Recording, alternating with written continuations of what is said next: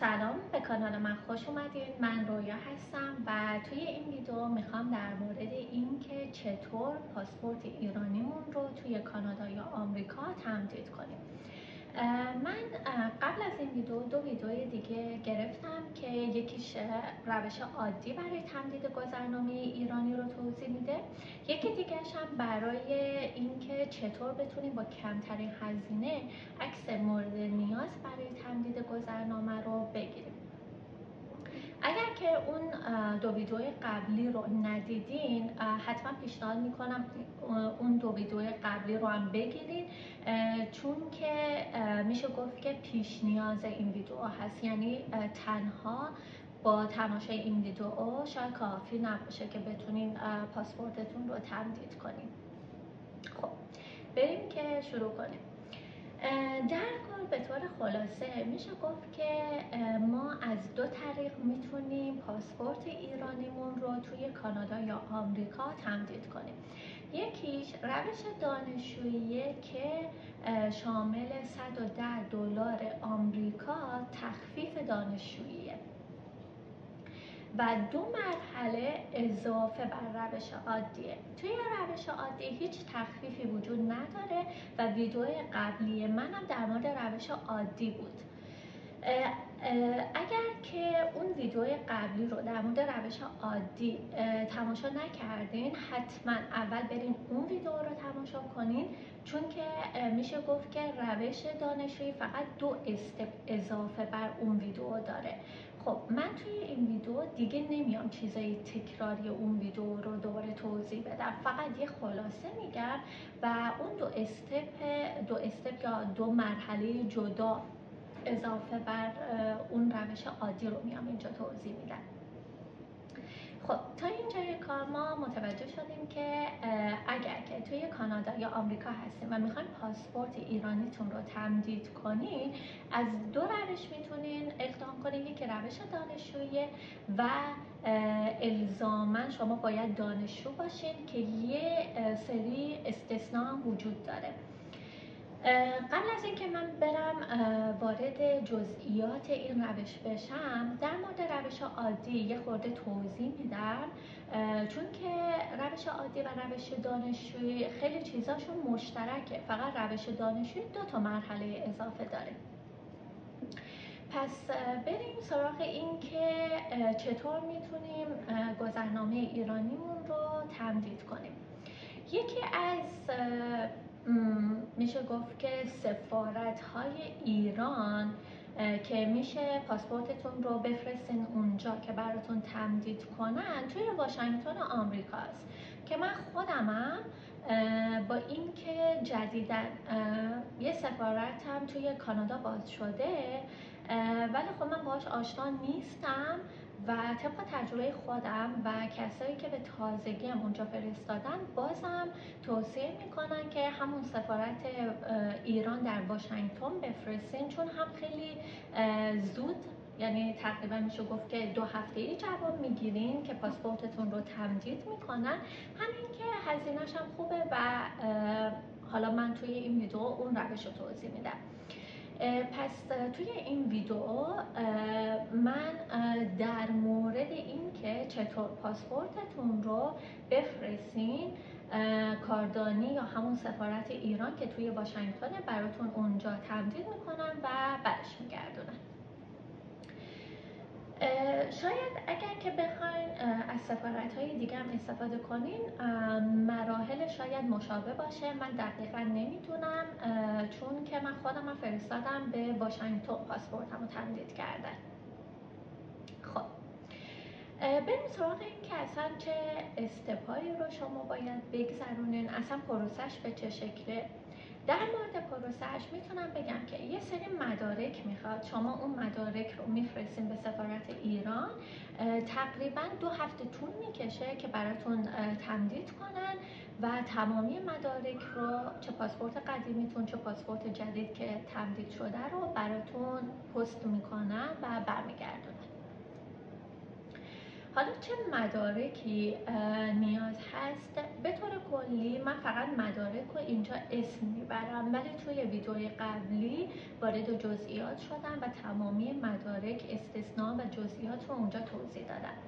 مراحل مدارکی که نیازه، یکی این که باید برید توی سایت میخک و درخواست تمدید گذرنامه‌تون رو ثبت کنین. اونجا وقتی وارد اکانتتون میشین یه سری اینفورمیشن ازتون میخواد که بازم تو این ویدیو قبلی براتون نشون دادم، یعنی وارد سایت میخک میشن و تمام استپ ها و مدارکی که نیازه اونجا براتون توضیح دادم. پس شما وارد سایت میخک میشین، اونجا درخواست تمدید گذرنامه‌تون رو ثبت میکنین و یه سری مدارک ازتون میخواد، مدارک رو آپلود میکنین و در آخر مینویسه که با موفقیت درخواست شما ثبت شد و بهتون یه کد میده. کد رهگیری که بهتون میده نشون دهنده اینه که شما درخواست تمدید گذرنامه‌تون رو ثبت کردید. اون کد رو باید پرینت کنین و یکی از مدارکی هست که باید براشون بفرستین. خب مدرک دیگه ای که لازمه فرم 201 که برای دانلود این فرم وارد سایت دفتر ORG میشین، اونجا دانلودش میکنید و میتونید پرینتش کنید و با خودکار پرش کنید یا میتونید آنلاین پرش کنید و در آخر پرینتش کنید، فرقی نداره. خب اینم فرم 201 تا اینجا که توضیح دادیم اینم لازمه. مدرک بعدی 2 قطعه عکس 2 اینچ در 2 اینچه که هم نسخه دیجیتالیش لازمه که توی سایت میخک آپلود کنید و در واقع این عکسه که توی پاسپورت جدیدتون چاپ میشه. به علاوه 2 قطعه عکس چاپ شده 2 اینچ در 2 اینچ هم لازمه که اینم به همراه مدارک دیگه براشون میفرستیم. و مدرک دیگه ای که لازمه یکی کارت ملیه، یکی شناسنامه‌تونه که من به جای اصل کارت ملی و اصل شناسنامه کپی رنگی و با کیفیتش رو فرستادم و اونا هم قبول کردم. پس شما لازم نیست اصلش رو بفرستین، یا میتونه اصلش رو بفرستین یا همون کپی رنگیش رو براشون بفرستین. به علاوه اینکه استاتوستون رو توی کانادا یا آمریکا باید یه کپی هم از اون براشون بفرستین. استاتوس شما اگر که دانشجو هستین در کانادا میشه همون استادی پرمیت، اگر که توی آمریکا دانشجو هستین که I-20 بهش میگن، اونو باید یه کپیشو براشون بفرستین. یا اگر که اینجا با ورک پرمیت توی کانادا هستین و کار میکنین، استاتوس شما ورک پرمیت، یعنی در واقع یه کپی از ورک پرمیتتون باید براشون بفرستین. و تقریبا من همه مدارک مورد نیاز گفتم و در آخر باید همه هزینه ها رو به صورت مانی اوردر براشون بفرستین. من توی اون ویدیو قبلی جزئیات مانی اوردر رو توضیح دادم، توی این ویدیو وارد جزئیات نمیشم، ولی به طور خلاصه میتونم اینو بگم که مانی اوردر یه حالت دسته چک، یک کاغذیه که در واقع همون پوله، یعنی زمانی که شما به بانک یا کانادا پست مراجعه میکنید، وقتی مانی اوردر بهتون میده بلافاصله پول از حسابتون برداشته میشه. در واقع مانی اوردر اگه گم بشه انگار پولتون گم شده. مانی اوردر حتما در وجه سفارت پاکستان باید باشه و اسم اصلا از سفارت ایران نباید بیارید. توی سایت دفتر ORG هم این نکته رو نوشتن اونجا که باید مانی اوردر در وجه سفارت پاکستان باشه، نه ایران. خب هزینه ها هم توی سایت دفتر ORG نوشته شده، ولی به طور خلاصه میتونم بگم که $110 آمریکا هزینه تمدید گذرنامه هست که اگه از روش دانشجویی اقدام کنید دیگه لازم نیست این $110 آمریکا رو هزینه کنید. به علاوه $22 هزینه تغییر اقامته چون بعضی دوست دارن که محل اقامتشون کانادا یا آمریکا بخوره به جای ایران، $22 آمریکا هزینه‌شه و به علاوه هزینه پست برگشته که میشه $30 آمریکا که فکر میکنم معادل $40 کانادا میشه. این کل مجموع این هزینه ها رو باید جمع کنیم و به صورت فقط یه دونه مانی اوردر براشون بفرستیم. مانی اوردر هم لازم نیست که حتما به نام خودتون باشه، میتونه به نام دوستتون باشه. خب تمام مدارکی که لازم بود من براتون توضیح دادم، همه اینا رو براشون پست میکنین که یا میتونین از کانادا پست استفاده کنین یا از فدکس استفاده کنین که گرونتره ولی خب ترکینگ نامبر میده و هر لحظه به شما آپدیت میده و زودتر هم میفرسته. خب تا اینجا ما همون روش عادی رو توضیح دادیم. یا میتونم بگم که بخشی از استپ‌های روش دانشجویی رو هم توضیح دادم، چون روش دانشجویی به علاوه چیزایی که مدارکی که تا الان توضیح دادم 2 استپ اضافه داره. خب تا اینجا ما متوجه شدیم بخش اشتراکی روش عادی و روش دانشجویی چه مدارکیه و چه استپ‌هایی هست. حالا بریم سراغ روش دانشجویی. روش دانشجویی تمام مدارکی که من تا الان توضیح دادم اینا رو هم لازمه، همین استپایی که انجام دادم توی ویدیوی قبلی که روش عادی اونا هم لازمه. به علاوه 2 مدرک دیگه که لازمه. یکی برای روش دانشجویی باید وارد سایت میخک بشین و اونجا تشکیل پرونده تحصیلی بدین. وقتی تشکیل پرونده تحصیلی میدین یه سری اینفورمیشن از شما میخواد، انرولمنت لتر میخواد که شما اینو از دانشگاه باید گرفته باشین که مثلا برای دانشگاه ما فکر میکنم 2 هفته طول کشید برای ما صادرش کنن و شما حتما قبل از اینکه این کارا رو بکنین باید وارد سایت دانشگاهتون بشین و درخواست انرولمنت لتر رو داده باشین، چون یکم طول میکشه براتون بفرستن. پس یکی از مدارک مورد نیاز برای تشکیل پرونده تحصیلی انرولمنت لتر که نشون بده شما دانشجو هستین توی آمریکا یا کانادا. و در آخر یک کد بهتون میده، ولی فرقش با مدرک اولی، با اون کد اولی که وارد سایت میخک میشین که درخواست تمدید گذرنامه بدین، فرقش اینه که برای تشکیل پرونده تحصیلی بعد از گرفتن اون کد باید منتظر تایید سفارت ایران بمونید. در غیر این صورت اگر که شما مانی اوردر رو براشون بفرستین و اون $110 هزینه تمدید گذرنامه توش نباشه ممکنه ریجکت بشه پرونده‌تون. پس وقتی که پرونده تحصیلی تشکیل دادین توی این مرحله باید 3 الی 4 روز منتظر بمونین که از سمت سفارت یه ایمیل براتون میاد که اگه که ریجکت شده دلیلش رو براتون مینویسه، اگه مدرک اضافه بخواد اونجا توی ایمیل بهتون میگن و اگه که تاییدم شده باشه خب تایید میشه و براتون مینویسه که شما شامل تخفیف دانشجویی میشین و $110 آمریکا که هزینه تمدید گذرنامه هست رو لازم نیست شما پرداخت کنید.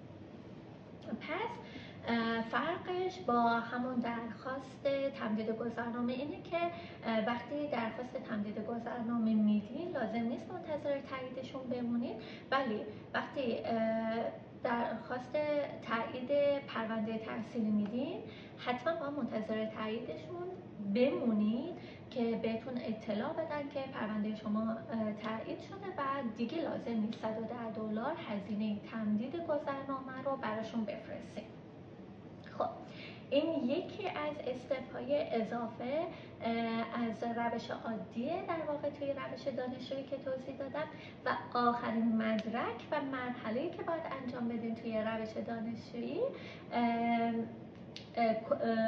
فرم 50 هست.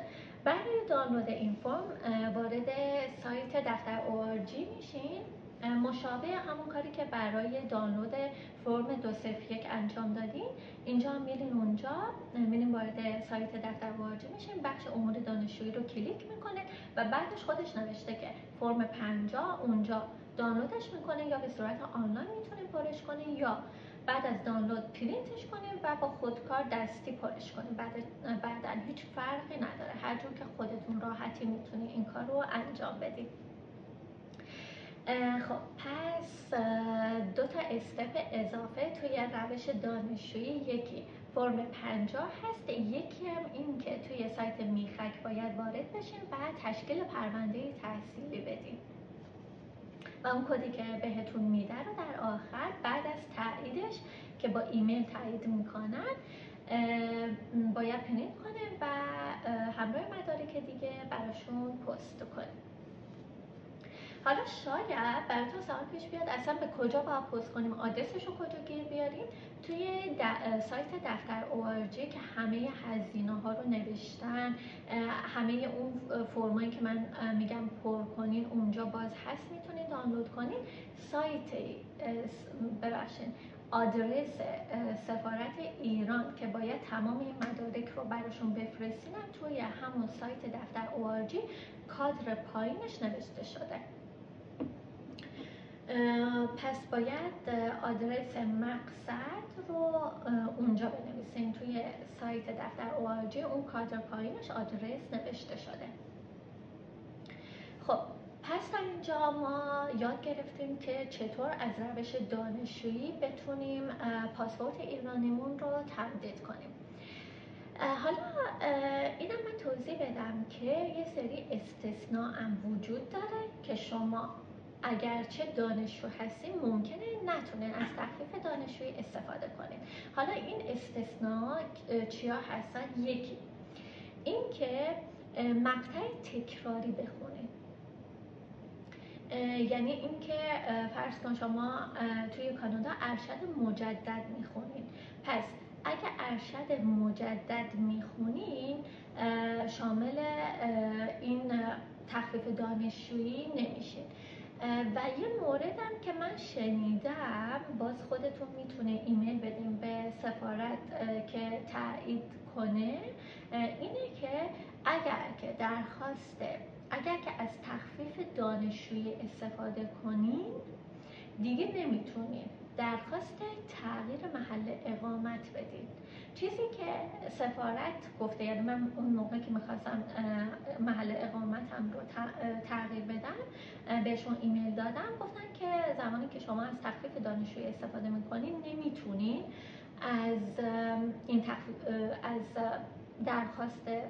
درخواست تغییر اقامت بدین، که فکر میکنم دلیلش اینه که طبق حالا تجربه من اینه که در زمانی که شما استاتوستون موقته توی آمریکا یا کانادا، محل اقامت رو براتون تغییر نمیدن معمولا. مثلا من خودم اون زمانی که پاسپورتم رو تمدید کردم دانشجو بودم و میشه گفت که یه استاتوس موقت توی کانادا داشتم. به خاطر همین قبل از اینکه اصلا بخوام $22 آمریکا هزینه کنم که به صورت مانی اورده برشون بفرستم، اول ایمیل دادم بهشون، گفتم که من دانشجو هستم، میتونم درخواست تغییر محل اقامت بدم، که اونام جواب دادن نه، در زمان دانشجویی اصلا نمیتونید که محل اقامتتون رو تغییر بدید. ولی من شنیدم بعضیا حتی در زمان دانشجویی تونستن محل اقامتشون رو تغییر بدن. پس در واقع میتونم بگم که ممکنه پالیسی یکم در حال تغییر باشه. just in case برای محض اطمینان شما میتونه ایمیل بدین. ولی چیزی که طبق اطلاعات من میدونم، من تجربه کردم، اینه که اگر که اقامت دائم داشته باشین تو کشور کانادا یا آمریکا، براتون محل اقامت رو تغییر میدن. پس اینم از استثناهایی بود که وجود داشت توی این روش. یکم جلوتر من اینو به صورت عملی بهتون نشون میدم، یعنی وارد سایت میخک میشم و اونجا بهتون نشون میدم چجوری پرونده تحصیلیتون رو تشکیل بدید. فقط نکته اینه که بعد از تشکیل پرونده تحصیلی، اون کدی که بهتون میدن باید منتظر بمونید که ایمیل بهتون بدن و تایید کنن درخواستتون رو که معمولا 3 الی 4 روز طول میکشه بهتون ایمیل بدن و در واقع اکثر مواقع میره تو پوشه اسپم. پس حتما اون پوشه رو هم چک کنین که ممکنه اونجا باشه و اونجا تایید شده باشه. و نکته آخر قبل از اینکه وارد سایت میخک بشم اینه که در واقع پروسه حداقل 2 هفته طول میکشه تا اینکه تمام مدارک رو براشون میفرستیم و اونا برش میگردونن، یعنی براتون پستش میکنن و توی این 2 هفته زمانی که دیگه مدارک به دستشون رسیده و پاسپورت جدید رو میخوان براتون صادر کنن یه ایمیل بهتون میدن و از شما میخوان که اطلاعات پاسپورت جدیدتون رو تایید کنین. من خودم اون موقع که میخواستم پاسپورتمو تمدید کنم، چون این ایمیل وارد پوشه اسپم شده بود، من خیلی دیر دیدمش، یعنی دیر تاییدش کردم، ولی خوشبختانه تمام اطلاعات درست بود، یعنی خیلی هم لازم به تایید نبود، چون توی همون ایمیل نوشتن که اگه تایید نکردین تا مثلا یه ساعت خاصی تا یه تایم خاصی به صورت پیش‌فرض خودش این اطلاعات تایید میشه و پاسپورت جدیدتون صادر میشه. پس بهتره که وقتی که پاسپورت به دستشون رسید توی پوشه اسپم و همون اینباکستون حتما ایمیلتون رو چک کنین، چون که در طول پروسه ممکن ازتون بخواد که اطلاعاتتون رو وارد کنید، اطلاعاتتون رو تایید کنید. خب ممنون که تا اینجا همراه من بودین. همونطوری که اشاره کردم یکم جلوتر من وارد سایت میخک میشم و بهتون نشون میدم که چه مدارک لازمه، چه اینفورمیشن از شما میخوان و چطور میتونین پرونده تحصیلیتون رو تشکیل بدین.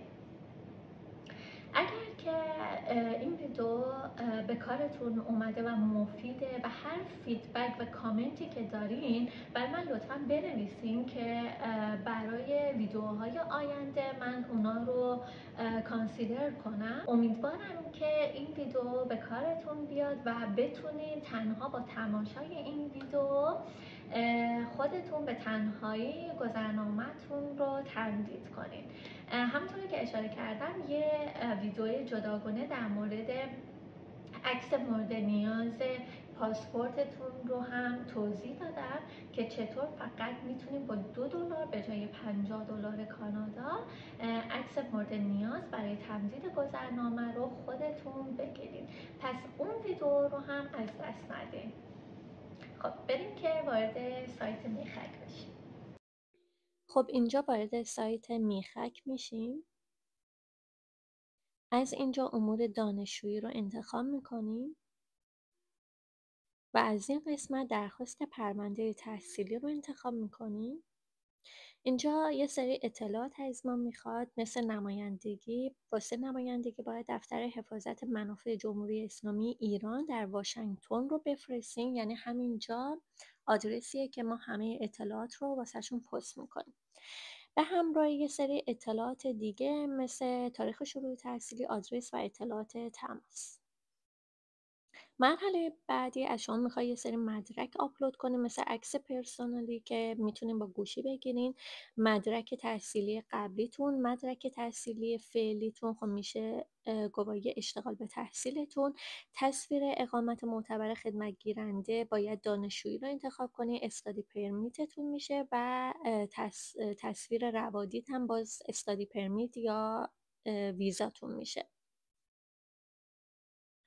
خب اینجا هم که نشون دادم قسمت دانشجویی رو انتخاب میکنین که میشه مثلا استادی پرمیتتون اگه تو کانادا هستین، اگه تو آمریکا هم هستین که استاتوستون همون I-20 هست. و تصویر روادید تحصیلی خدمت گیرنده هم میشه باز استادی پرمیت، یا مثلا اگه اقامت دائم دارین که همون کارت اقامت دائمتون یا گرین کارتتون. و بقیه چیزا هم که مشخصه. یه سری اطلاعات تکمیلی دیگه هم هست که اینجا هست که به من ایمیل دادن و در آخر وقتی با موفقیت ثبت میشه به شما همچین چیزی میده. دریافت رسید رو باید کلیک کنیم و پرینت بگیریم و اینجا گفتم 3-4 روز باید صبر کنیم که ایمیل تایید یا ریجکتش بیاد. بعد از اون میریم وارد سایت دفتر ORG میشیم و از اینجا میریم هزینه ها رو میبینیم. این قسمت پایینش هزینه ها رو نشون داده و این قسمت که در مورد مانی اوردره که گفتم در وجه سفارت پاکستان باید باشه، همونجا که اشاره میکنم. اینا هم که هزینه ها رو نوشته، گفتم $110 آمریکا هزینه تمدید گذرنامه است که واسه دانشجو رایگان. این قسمت هم آدرس دفتر حفاظت جمهوری اسلامی در واشنگتن، جایی که شما مدارک رو پست میکنید. این قسمت دانشجویی رو کلیک میکنین و بعدش اون فرم 50 که مربوط به امور دانشجوییه، یعنی واسه تخفیف دانشجویی، گفتم فرم 50 رو هم باید دانلود کنین و پرش کنین. این هم از فرم 50. امیدوارم که براتون مفید بوده باشه و اگر که کامنتی دارین حتما برام بنویسین. اگر که از این سبک ویدیو خوشتون میاد حتما کانال منو سابسکرایب کنین و لایک کنین. ممنونم.